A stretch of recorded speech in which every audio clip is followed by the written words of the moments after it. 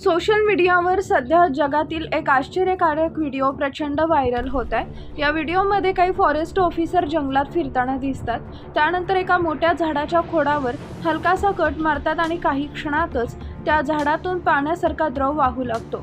विशेष म्हणजे हे अधिकारी ते पाणी थेट हातात घेऊन पितानाही दिसतात। हा अनोखा प्रकार पाहून अनेक जण आश्चर्य व्यक्त करतात। हे झाड साज किंवा आसन म्हणून ओळखलं जातं। वैज्ञानिक भाषेत या झाडाला टर्मिनाइल टोमेन्स्टॉ असं म्हणतात। हे झाड मुख्यतः भारतातील कोरड्या पानझडी जंगलामध्ये आढळतं।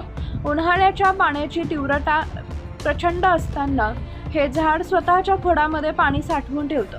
त्यामुळे अत्यंत कठीण परिस्थितीतही हे झाड तग धरून राहतं। वन्यजीव तज्ज्ञांच्या मते काही पूर्ण वाढ झालेल्या झाडांच्या खोडामध्ये नैसर्गिक पोकळ्या तयार होतात। यामध्ये पाणी साठलेलं असतं। योग्य ठिकाणी कट मारल्यास हे पाणी बाहेर येतं।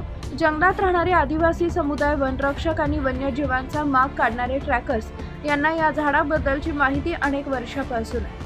जंगलात पाण्याचा स्रोत उपलब्ध नसताना हे झाड अनेकांसाठी जीवनदान ठरते। व्हिडिओमध्ये दिसणारे अधिकारी देखील झाडातून बाहेर आलेलं पाणी पिताना दिसतात। विशेष म्हणजे या पाण्याची चव गोडसर आणि ताजेतवानी करणारी असल्याचंही सांगितलं जाते। त्यामुळे अनेक सोशल मीडिया युजर्सनी या झाडाला नैसर्गिक वॉटर बॉटल असं नाव दिलंय।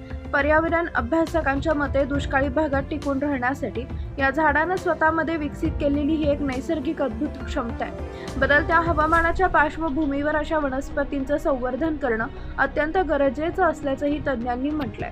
दरम्यान हा व्हिडिओ सोशल मीडियावर लाखो लोकांनी पाहिला असून निसर्गात अजून किती रहस्य दडलेली आहेत अशा प्रतिक्रिया नेटकऱ्यांकडून व्यक्त केल्या जात आहेत।